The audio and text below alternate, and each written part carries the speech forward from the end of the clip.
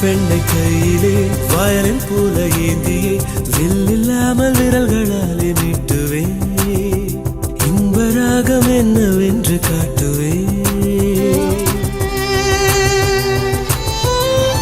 சுட சுட